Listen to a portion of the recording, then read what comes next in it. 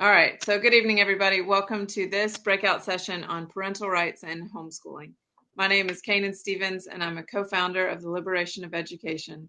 And I'm so pleased to be with you all tonight to introduce my dear friend, my mentor, a trailblazer, and fellow joyful warrior, Patti Sullivan. Since 2012, Patti has also served as state coordinator for Parental Rights Florida, working with Florida legislators to pass good parental rights laws for Florida families. She presented simple parental rights language to Representative Aaron Grahl in 2018. Representative Grahl became the author and principal sponsor for the Parental Bill of Rights.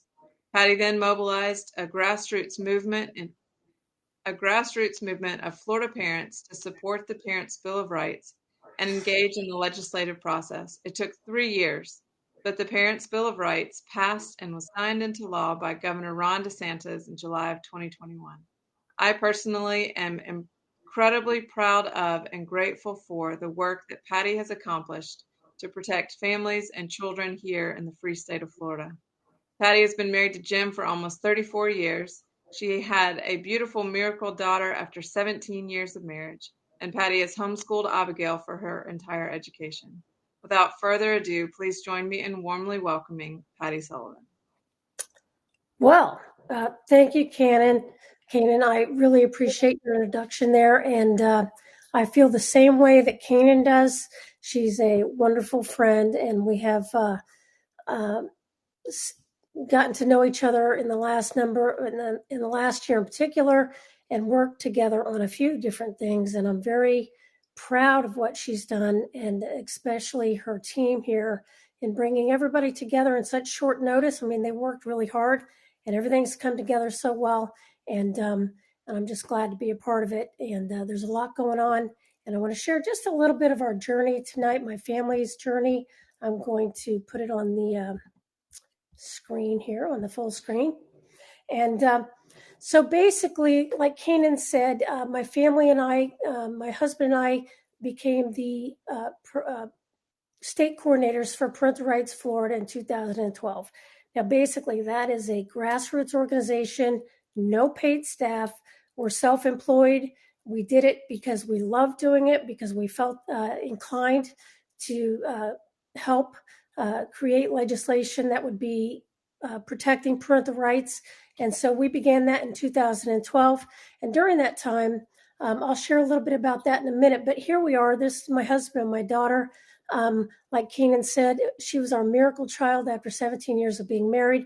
She was a huge part of why we decided to move from the People's Republic of New York in 2011. And in 2012, I became the state coordinator for Parental Rights Florida.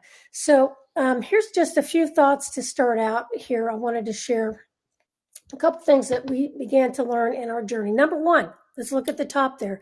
Imperfect parents and families are the heart of our nation. So my husband and I have been married 34 years, and that is a miracle in itself. We both came from dysfunctional families. Myself, an extremely broken family from the Midwest, and then I married a New Yorker. You put those two things together, and it's pretty crazy to begin with. But then when you top it off with dysfunction, you just wonder how things are going to happen. But we made a decision a long time ago to address our deeper issues, things in our family of origin, to work on those things and to do what we could to make a different life, not only for ourselves, but for our daughter and future generations. And that was really by the grace of God that we were able to do that. So it's deeply embedded in us. Some of these concepts, parental rights are not given to us by the government. They are a natural right given to us by God. Secondly, another thought I want to just kind of share with you is parental rights and parental responsibility. They do go hand in hand, by the way. We can't just have our rights without being responsible for our children. They're both an ancient and a modern principle. And then whatever we do as a family, and I want to encourage everyone to do this, especially in this major move of choice, education choice, that whatever you do, consider taking your children along with you and let them learn alongside of you. That's what happened in this process of over 10 years, where we ultimately were able to see the Parents' Bill of Rights pass. our daughter was able to travel with us. I live 6 hours away from Tallahassee. So I spent a lot of time there over a period of a number of years. So many of those occasions, she would travel with me or travel with us, and we just made it a part of her education. But what we didn't realize is that ever since she was small, she's had a fascination with all things founding fathers and all things American history. So as we went through this process, what happened over time is what we began to realize is that it wasn't about politics. It was about the political process. And she fell in love with the political process. And we really believe that has a lot to do with her future as well. So, Hey, Patty, real quick, it's not sharing your screen. So my apologies. that's okay. Yeah. I know you worked hard to prepare that. Thank you. It will very soon.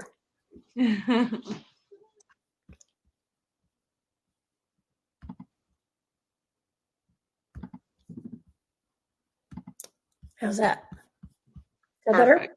Okay. Yep. So just going back real quick. So this was a picture of my husband and my daughter and myself, and then just those concepts that I shared with you initially.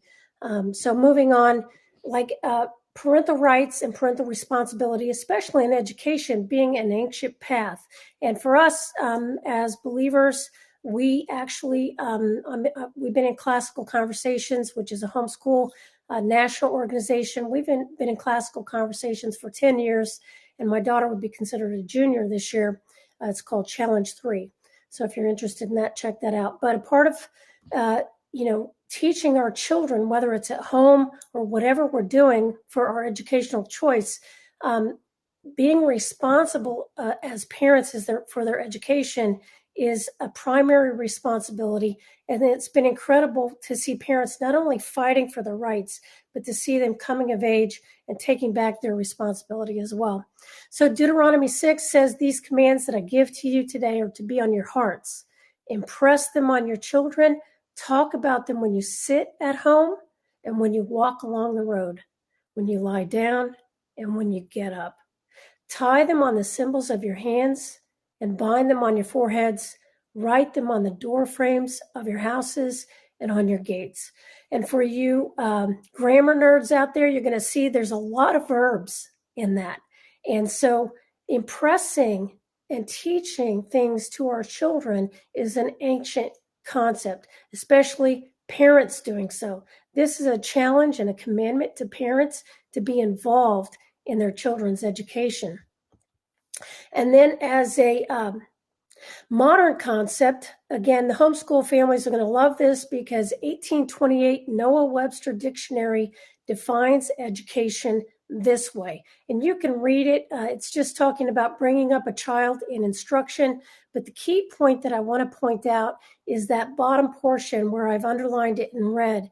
And it says, "An immense responsibility rests on the parents and guardians who neglect these duties." So Noah Webster, along with many of the founding fathers, had an understanding that parental responsibility for our children's education was a foundational principle, and somehow it got turned upside down in our society, and we are all about bringing that back to its rightful place in our founding, where we may not do all the education ourselves for our children. Let me give you an example. My daughter, she does not, you don't want to see me be my daughter's math teacher. Okay. That is not my forte. Math is not my forte. And so what I did was, as a responsible parent, in about seventh grade, I put her on an online version of math and got her a tutor. Now she has a scientific mind. She's a slow, methodical learner. And had I been teaching her math, it would not have gone well. But because I oversaw getting her a good math teacher who would take the time to teach her and help her with these concepts and bring her to a new level, not only has she grasped these different concepts, but she's been in honors math for the last 2 or 3 years. She's in high-level maths. And suddenly there was a light bulb went off in her, and she absolutely fell in love with math. And in talking to her math teachers and tutors, what we've realized is that she loves math. And so she's going to be studying economics and business analytics and statistics, probably before getting a law degree. And that requires a lot of high-level math. Had I been her teacher, that never would have happened. But I was able to, in being responsible for that education, I was able to discuss with her teachers and her tutors. I was still responsible, but they were able to help me and enlighten me the depth of what was going on in her life. And it was a transforming thing for her, for our family. And I didn't have to be her math teacher, which was a blessing for her and for me. So, but we're responsible for their education, whether we private school, public school, homeschool, charter school, whatever it is, we're still responsible. And we need to keep that in mind as we move forward. Now, a book I'd like to recommend because I've seen a lot of parents, younger generation parents in their 20s and 30s, that they know something's wrong. They want to be good parents, but maybe they didn't have that role model or that reference point in their own lives. There's a lot that they have to learn. I've created some simple resources for them, but this is a more scholarly approach. To Whom Do Children Belong? By Melissa Moschella. I've been able to meet her. She's a scholar and a professor at Catholic University. And this is a great work if you want to take some time to kind of broaden your understanding of the issues of parental rights, being a natural right especially. Now, our work with Parental Rights Florida began in 2012. And we're basically really an affiliate, a non-micromanaged affiliate. We did a lot of the things ourselves. But I would believe that one of the pioneers, one of the founding people of the parental rights movement is Michael Farris. He started an organization which is we're an affiliate of, we're in relationship with, and we have been since 2012. He founded parentalrights.org in 2007. You might recognize who he is. He also founded HSLDA, the Homeschool Legal Defense Association, and he's also currently the president and the CEO of the Alliance Defending Freedom, which is the ADF. So that's who we've been with for all these years, and we could go deeply into that. If you ever want to see what's going on in your state with parental rights, you can go to that website and you can click on your state to see where it's at. As far as what parental rights you have in your state, or if you need parental rights in your state. You can look at our website, parentalrightsfl.org. There's a lot of good information on there as well. And really, the underlying goal of everything was to create parental rights laws in all 50 states. And that's one of the reasons my husband and I began in 2012. Well, the process happened over a few years. We brought simple language that basically said a small paragraph that said the fundamental right of a parent is to direct the upbringing, the education, and the well-being of their own minor child. And we were looking for legislators here in Florida to take that simple little sentence and a little bit more of a paragraph and to just create a law to protect parental rights, because of course we saw it's common sense, but we knew that we needed a law because of things that were going on. And so we had several sponsors in the early years. It really never gained any traction or went anywhere. And in 2017, we realized we needed to have a little bit of a more different approach. So at that time, our Representative Erin Grawl for our district, my husband and I sat down with her. That's the actual day that we sat down with her in 2017. And we asked her if she would be willing to take our little paragraph and make a law out of it. And the rest is history. And so I'll never forget, several months later, she came back to us. She looked me in the eye and she said, I'm going to do it. She took our simple little paragraph and she turned it into 12 pages. And we began the push in 2018. It was a 3-year push. What we saw in those committees, you have to make 3 committees in the House, 3 committees in the Senate, then it has to pass on both floors and then go to the governor.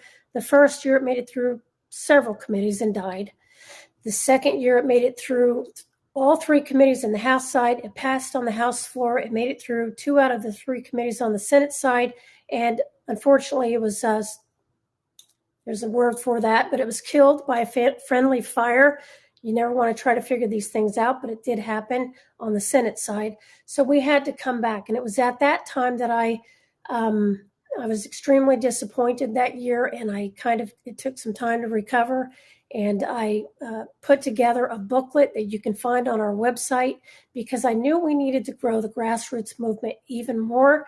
And parents were trying to identify what parental rights were. So we took that law, we took the Parents' Bill of Rights that she had created, and I brought it down into simple language, into a PDF. You can download it on our website, parentalrightsfl.org.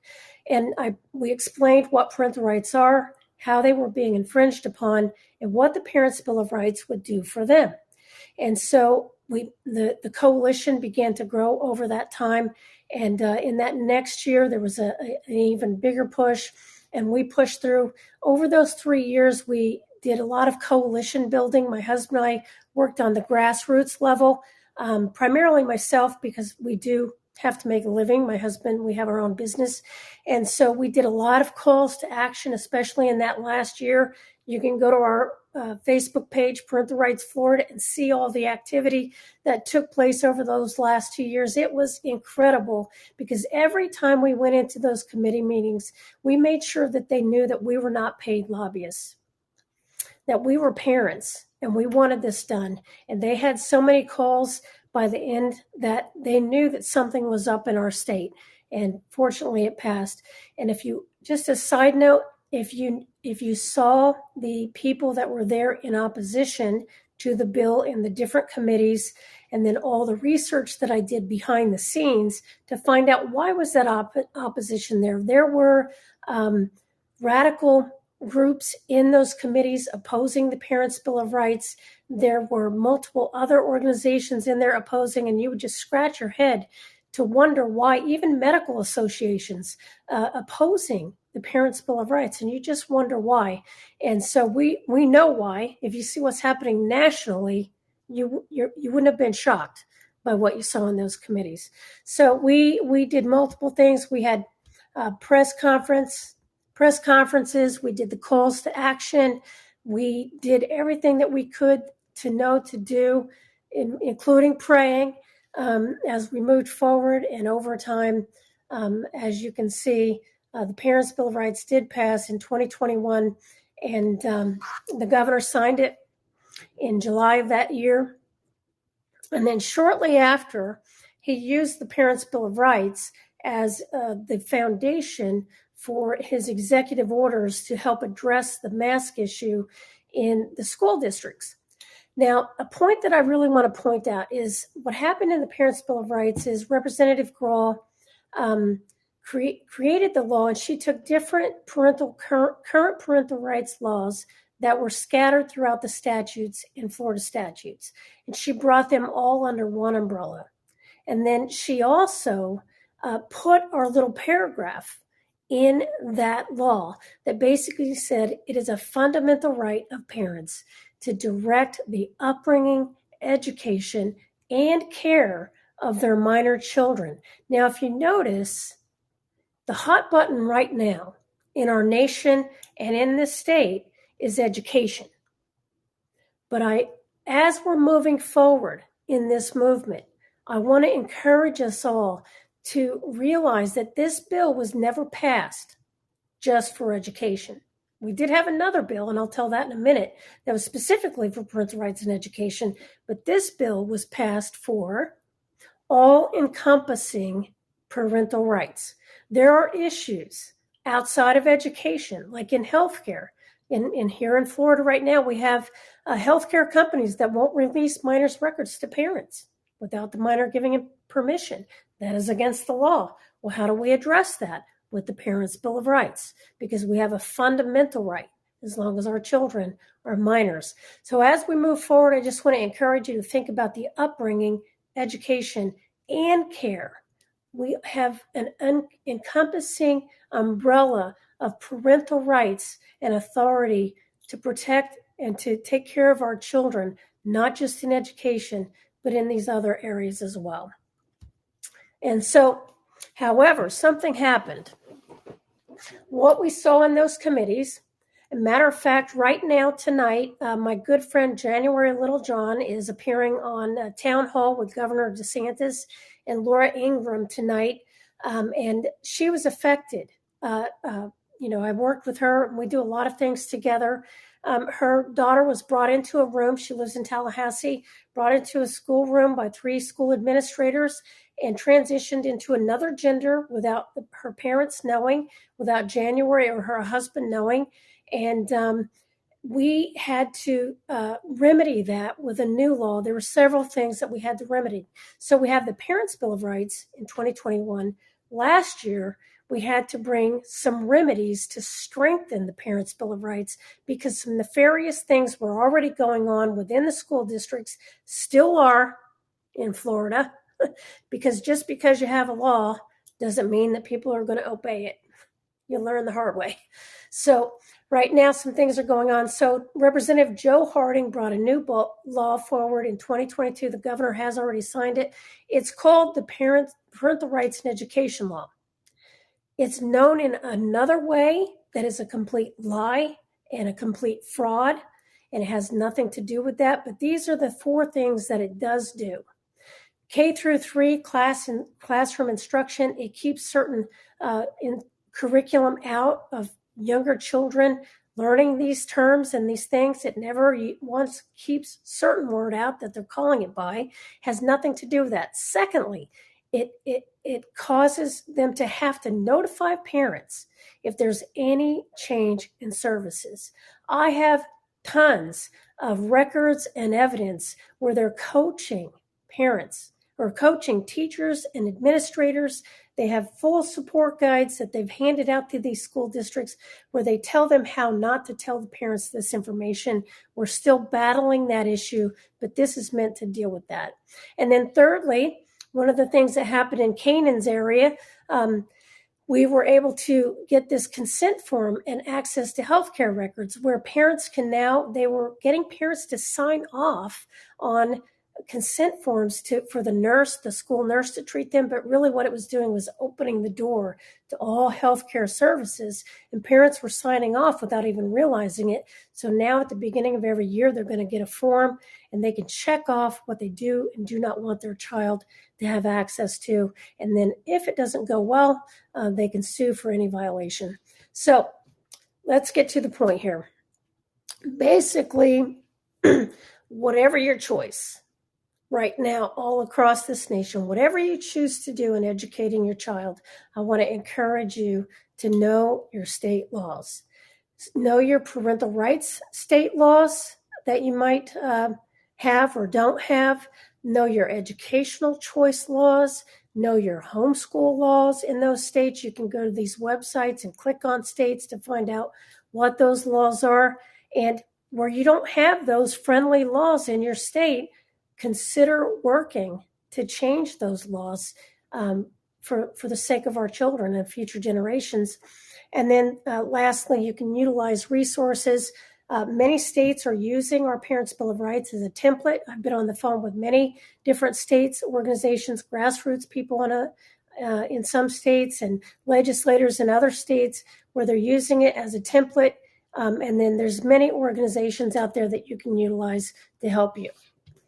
So lastly, let me just share this.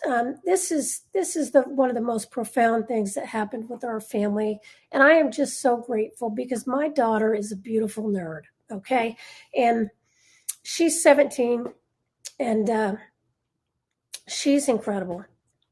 We had her late in life, and so she's always had this fascination with all things founding fathers. And what we didn't realize as we began this process of working on behalf of parents here in Florida and getting this legislation passed, I took her with me. Well, she it wasn't about politics for her. It was about engaging in the process and learning the process and just participating in the process. And she knows a lot about the process. And so she was able to meet people. And by the third, we never pushed anything on her. Okay. That was one of my healing things that I had to do in my personal life, was being an overperformer as a child and feeling pushed and pushed and pushed by people to perform. I had to kind of undo some of that in my own life. And we were just enjoying being together. And it wasn't until the third year that we were pushing for this legislation that one day she looked at me and she said, "Mommy, I think I would like to testify in one of the committees." And she ended up testifying in two of the committees on behalf of the Parents' Bill of Rights, and I was very proud of her. And so we don't know what the future holds for her. We're keeping her grounded. We're keeping her enjoying life and having a lot of fun, and in the midst of building and working together and doing things for families and parents here in our state and our nation. So finally, let me just say, as parental rights and parental responsibility continues to be embraced, and as younger parents are empowered, let me encourage you with this: whatever you're doing, there's a younger generation of parents who could certainly use your care and your support. They're scrambling to try to find a way, and they can be parented while they're parenting. So I want to encourage you to find somebody that you can help mentor and bring along with you in the process. But as younger parents are empowered to step into new and creative ways of caring for, raising, and educating their own children, I have great hope for the future of our children, our families, our communities, our states, and our nation. And it may not be easy, but our children and our future generations are worth it. We're at a very key place in our nation, and we must count the cost and pay the price, but it will be worth it. So there you go. Patti, thank you so much. You're welcome. This was amazing, and I think just what we all needed to hear. Thank you for being a trailblazer, going ahead of us to protect not only your daughter, but all of our children. You're welcome. You're welcome. We do have a question, and even though it'll say time ended, we can continue on with questions. So, Sure. Yep. So what are your thoughts on the actual implementation of the parental rights? I'm assuming in education, Michelle. She said she agrees and has seen where so many educators find ways to circumvent parents, especially traditional-minded parents. Do you think it comes down to the legal remedy? It's going to have to. We saw that. I mean, we can have a law that's passed, and that's the legislator's job, is to pass the laws. Then we as parents need to be engaged in the process, and it's going to be up to us. Like January, in her situation, she was a volunteer of the year in her own school.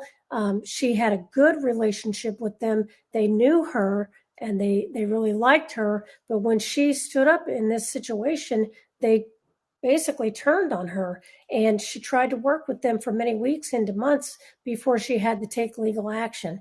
And those are the things that it's going to take to make a difference as we move forward, because there's a lot of resistance. The Parents' Bill of Rights really just unearthed all this stuff.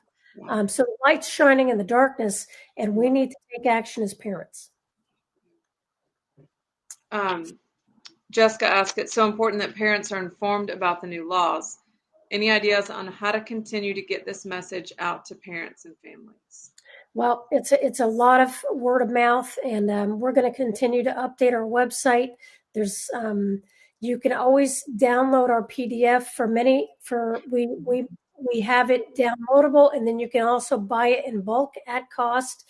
We don't make any money from it. It's shipped directly to you, and you can hand it out to your groups and your parents' groups and those types of things. You can order that on our website. I think I just shared it also in the chat. But yeah, finding it on the website too.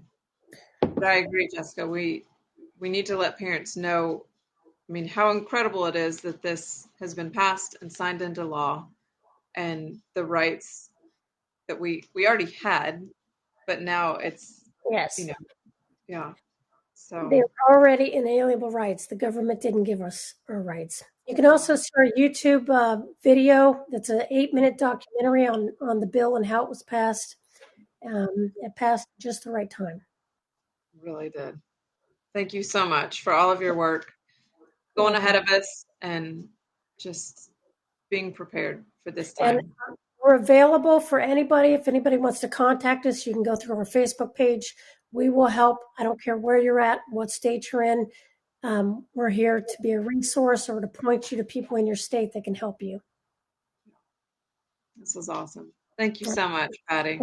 Thanks, Kanan. Personally, absolutely adore you, and I think you're amazing. I adore you. Thank you.